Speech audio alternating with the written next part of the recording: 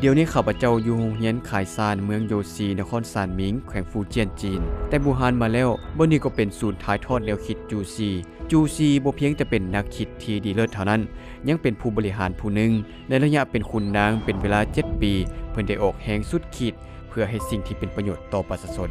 เพิ่นกล่าวว่าบ่ว่าจะเป็นขุนนางน้อยใหญ่เฮ็ดทุกสิ่งอย่างแม่นต้องยึดถือความเป็นธรรมมาฮอดมื้อนี้แนวคิดเพื่อประชาชนและสร้างผลประโยชน์ให้ประชาชนยังส่งผลอย่างลึกซึ้งต่อการบริหารประเทศจีนคือท่านสีจิ้นผิงได้ว่าประชาชนอยากมีชีวิตการเป็นอยู่ที่ดีงามก็คือเป้าหมายสูงสุดของพวกเขาข้าพเจ้าแมนกิไลฟีดันนักจีนวิทยาที่มาจากตุรกีมื้อนี้ข้าพเจ้าจะพาไปรู้จักบุญประเพณีจีนที่มีประวัติศาสตร์อันยาวนานสบายดีศาสดากีไรขอบใจยินดีต้อนรับทานเข้าร่วมกิจกรรมนำพวกเขาในมื้อนี้บุญทรงอย่างมื้อคืน9 ค่ำเดือน9ตามจันทคติจีนเป็นบุญประเพณีของจีนแม่นฮิตของการเคารพและเบิ่งแย่งดูแลผู้เฒ่ามาแต่โดนนานนี่แม่นศูนย์สร้างความสีวิไลด้านจิตใจยุคใหม่ทั้งเป็นบ้านเฮือนเล่อหลิ่งของพวกเขาเป็นบ่อนจัดกิจกรรมสำหรับผู้เฒ่าและเด็กน้อยมื้อนี้พวกเขาดีใจหลายที่มีเพื่อนมิตรต่างประเทศมาเยี่ยมยามและมอบกระตาหมักไม้ให้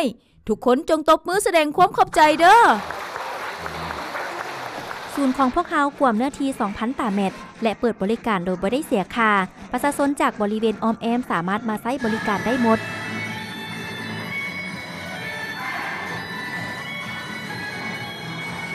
ผู้แสดงเหล่านี้ล้วนแล้วแต่เป็นผู้บำนาญแล้วพวกเขาจะจัดกิจกรรมเรื่อยๆโดยติดพันกับบุญประเพณีหวังว่าผ่านกิจกรรมหลากหลายรูปแบบเฮ็ดให้เด็กน้อยและผู้เฒ่าทั้งหลายสามารถเข้าเป็นสมาชิกครอบครัวใหญ่ของพวกเขาเฮ็ดให้เขาเจ้ารู้สึกมีที่พึ่งและมีความม่วนซื่นจิตใจหลายขึ้นในชีวิตของเขาเจ้าแต่ละมื้อป้าก็มาอยู่นี่บ่แม่นแล้วข่อยมานี่ทุกมื้อประมาณ8 ปีแล้วเดี๋ยวนี้ข่อยมีความสุขหลายลูกก็มีความกตัญญูหลายดีแล้วมีความสุขหลายลูกมีความกตัญญูแม่นดีเลิศกว่าสิ่งอื่นใดแล้วแม่นบ่ล่ะเจ้าแม่นแล้วข่อยรู้สึกมีความสุขหลาย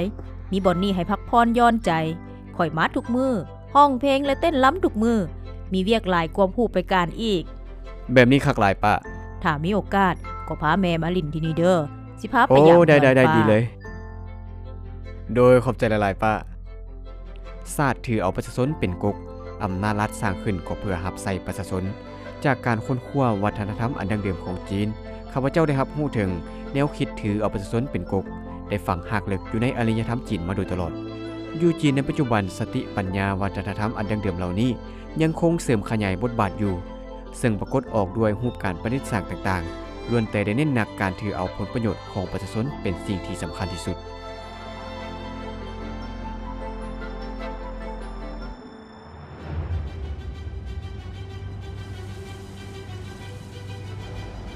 เดี๋ยวนี้ข่อยอยู่เจียนหมิงเมืองเขตผู้ดอยแห่งหนึ่งที่ภาคตะวันตกเฉียงเหนือของแขวงฟูเจียนเป็นเมืองที่สำคัญด้านการผลิตแนวพันธุ์ข้าวตามที่ฮู้ว่าแนวพันธุ์ข้าวผสมทุกๆ10เม็ดของจีนก็มีเม็ดหนึ่งที่ผลิตจากเมืองนี้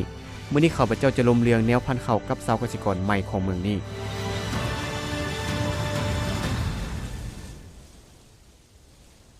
หน้าทงนั่นแมนปลูกกินทงนี่ปลูกเพื่อเป็นแนวพันธุ์ต้นมันสูงกว่าแต่เม็ดบ่ใหญ่ปานใดเมื่อเก็บแล้วก็เป็นแนวพันธุ์ข้าวแนวพันธุ์ชนิดนี้มีต้นพ่อพันธุ์และมีต้นแม่พันธุ์แม่นบ่แม่นแล้วมันผสมจากต้นพ่อพันธุ์ต้นนึงและต้นแม่พันธุ์8ต้นภายหลังต้นพ่อพันธุ์ผสมเกสรแล้วจะถูกตัดออกถ้าว่าทานมาก่อนหน้านี้ท่านจะได้เห็นการผสมเกสรคือ2คนยืนอยู่คนละฝากมือจับเสือกสายนึงย่างไปเรียกนี่อื่นว่าไล่เกสรภายหลังเสือกกวาดไปแล้วละอองเกสรก็จะปิวขึ้นมันก็จะสามารถผสมเกสรในทั่วทงนานอกจากเวียกเหล่านี้แล้วเรือนั่นก็แม่นใส่กุญจังหมดเนาะแม่นแล้วจากการไถนาปลูกป้องกันพยาธิตลอดฮอดการเก็บเกี่ยวแม่นใส่กุญจังหมดสหกรณ์ก็คือแม่บ้านเฮาเพียงแต่นั่งอยู่เฮือนละล่าก็พอแล้วเฮาปลูกข้าวสหกรณ์จะช่วยบริบาลคุ้มครองและเฮ็ดสำเร็จทุกอย่างด้วยกุญจักหมด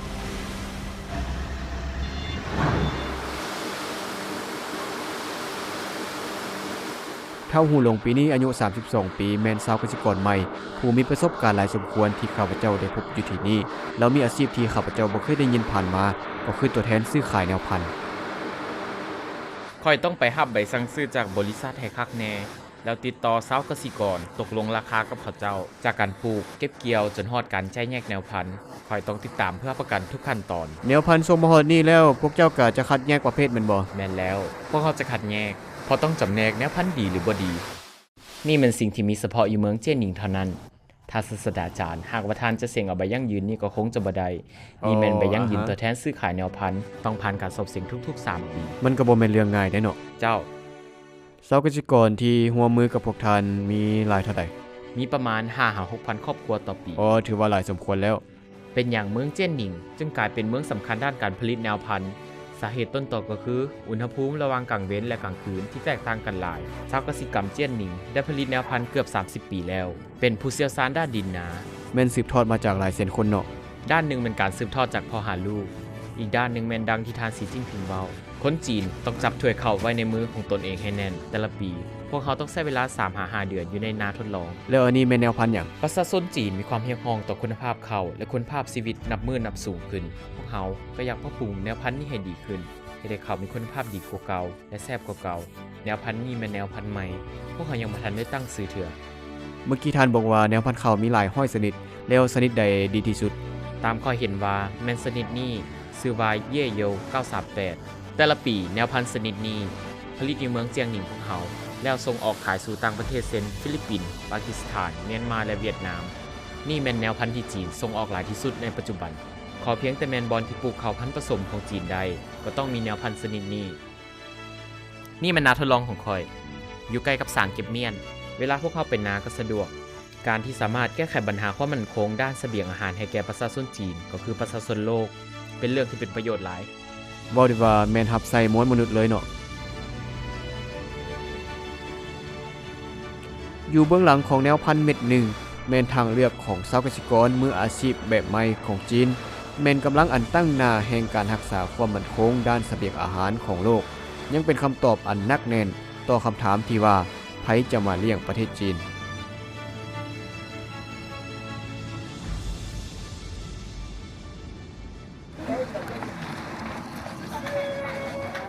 ทุกคนมาเบิ่งเด้อมื้อนี้มีสารกระเป๋าเป้ของสารไทหนิงได้มาถึงเขตชุมชนถงซิงเพื่อโฆษณาเผยแพร่ความรู้ด้านกฎหมายพวกเขาได้เกียมแผ่นภาพหลายอย่างผู้ใดมีความต้องการก็มาอ่านเบิ่งเด้อถ้าอยากขอคำปรึกษาด้านกฎหมายก็สอบถามกับทีได้เลย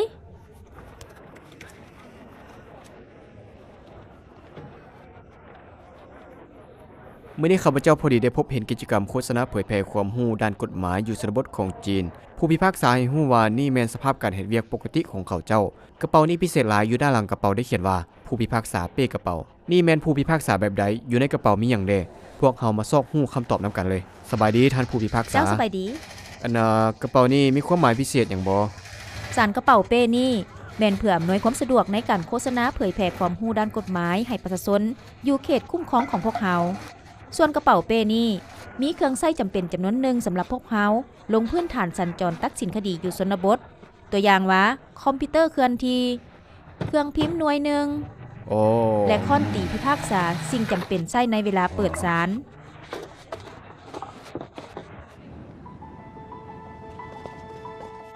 ในเบื้องต้นพวกเขาตั้งศาลกระเป๋าเป้แมนเพื่อแก้ไขไกลเกลี่ยความขัดแย้งทางด้านการท่องเที่ยวย้อนว่านักท่องเที่ยวมาเที่ยวเมืองไทยหนิงของพวกเขาเป็นเพียงเวลาสั้นๆหากเกิดความขัดแย้งกันน้อยนึงแล้วนักท่องเที่ยวคงจะบ่กล่าวฟ้องอยู่ศาลพวกเขาจึงเป้กระเป๋าลงไปสถานที่ท่องเที่ยวถ้าเกิดความขัดแย้งแล้วพวกเขาจะสามารถแก้ไขได้ส่วนหนึ่งอยู่กับทีปัจจุบันกระเป๋านี้บ่เพียงแต่ใช้อยู่ในสถานที่ท่องเที่ยวเท่านั้นยังสามารถลงไปตะแสงถึงจะเป็นเขตทางไกลซอกลีกพวกเขาก็ยังสามารถดำเนินการสัญจรไต่สวนตัดสินและโฆษณาเผยแพร่ความรู้ด้านกฎหมายได้สิ่งสำคัญที่สุดก็คืออำนวยความสะดวกให้แก่ประชาชนตอบสนองความต้องการด้านตุลาการของเขาเจ้าฉะนั้นจึงตั้งชื่อว่าศาลกระเป๋าเป้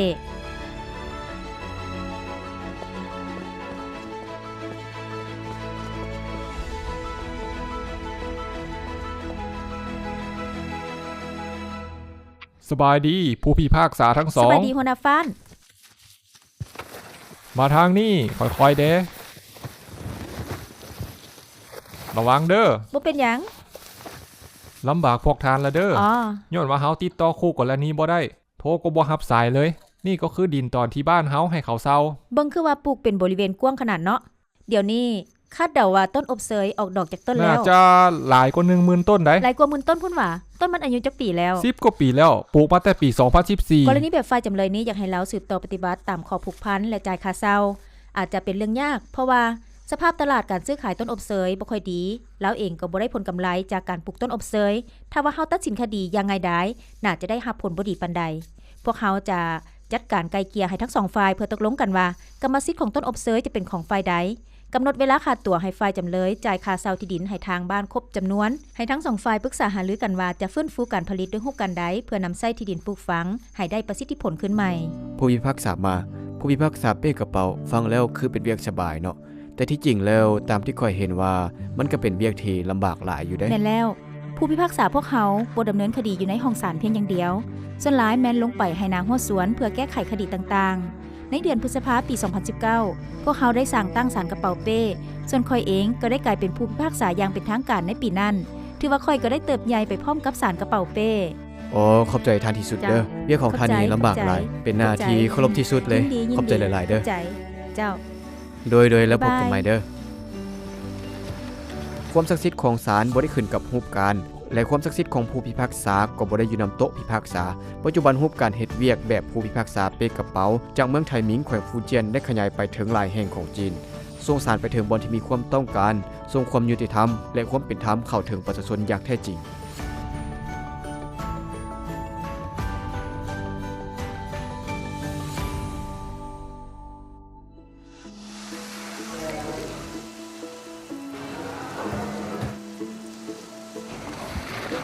ค่อยได้เฮ็ดขนมเกี๊ยวเผือกให้เพื่อนมิตรต่างประเทศเป็นพิเศษลองซิมเบิ่งเด้อ โอ้อันนี้คักหลายมาแล้วต้องได้ซิมได้เกี๊ยวเผือกนี่แมนเฮ็ดด้วยเผือกแดง เหนียวนุ่มดี มาข่อยสิตักให้เจ้าซิมเบิ่ง สิเอาบวงมาให้อีกอันหนึงเด้อ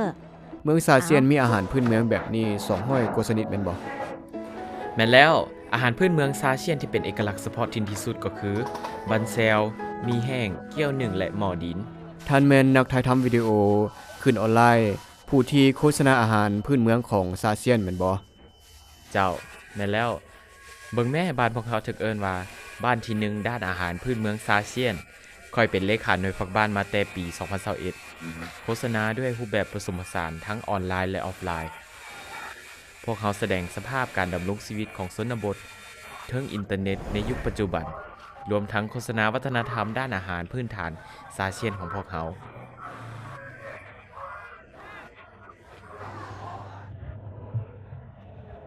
ท่านเลขาเอาบวงนี้ให้พวกท่านเด้อ ขอบใจ เซินแซบจักหน่อยค่อยสิไปกวดสุขภาพละเด้อ อ๋อดี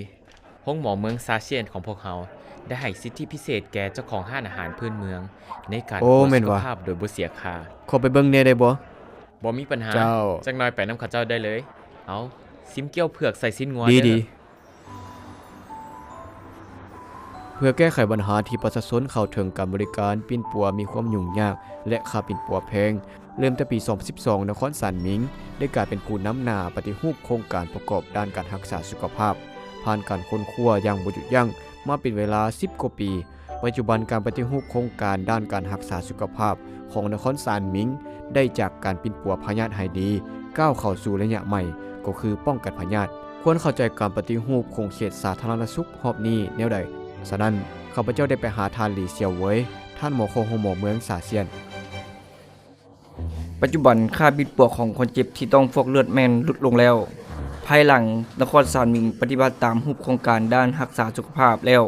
ปัจจุบันค่าบิดปัวที่คนเจ็บต้องจ่ายเองนั่นแม่นน้อยลงแล้ว สบายดีไอ้พาน สบายดี ไอ้เป็นพยาธินี่มาดนปานใดแล้ว คอยเจ็บโซมานี่9 ปีแล้ว แล้วอาทิตย์หนึงมาฟอกเลือดจากเถื่อ อาทิตย์หนึ่งก็3 เทื่อ เทื่อหนึงนี่ใช้เวลาดนปานใด 4 ชั่วโมงนี่แหละ เดี๋ยวนี้ภาระค่าใช้จ่ายเด้ลดลงหลายแล้วแม่นบ่ เดี๋ยวนี้พวกเขาฟอกเลือดเทื่อนึงจ่ายเงินบ่ฮอด1 หยวน โอ้แม่นว่าสั่นข่อยอ้ายซาไวๆเด้อ เจ้าขอบใจเด้อ ปัจจุบันที่ทุกคนมาใช้บริการของห้องหมอของพวกเฮาแม่นได้รับการปินปัวอย่างทันเวลาโดยพื้นฐานสำหรับการเข้าถึงการปินปัว ปัจจุบันอยู่ห้องหมอคันเมืองของพวกเฮาแม่นบ่ได้ยากเข้ามาเลยก็สามารถพบหมอได้ ภายหลังนครซานหมิงปฏิรูปโครงการด้านการรักษาสุขภาพแล้วเงื่อนไขชีวิตและสวัสดิการของท่านหมอเดมีการเปลี่ยนแปลงบ่ ก่อนการปฏิรูปงบประมาณจากรัฐบ่เพียงพอจึงปฏิบัติรูปแบบการอุดหนุนโรงหมอด้วยกำไรในการขายยาภายหลังการปฏิรูปแล้วโดยสามารถรับประกันให้รายรับจากท่านหมอสูงกว่าเงินเดือนของรัฐบาลท้องถิ่น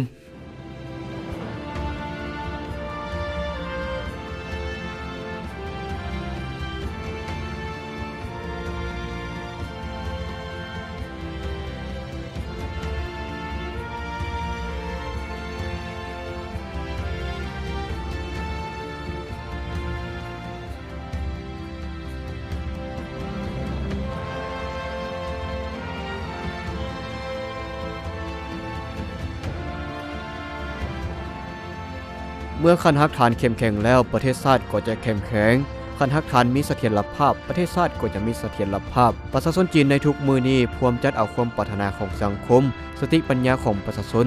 คำเห็นของผู้เชี่ยวชาญและบทเรียนคันฮักฐานเสื่อมโยงเข้าในการออกแบบด้านการปฏิรูปค้นคว้าและประดิษฐ์สร้างรูปแบบการคุ้มครองสังคมอย่างบ่หยุดยั้งซึ่งได้ให้การค้ำสู่อย่างแข็งแรงแก่ความทันสมัยแบบจีน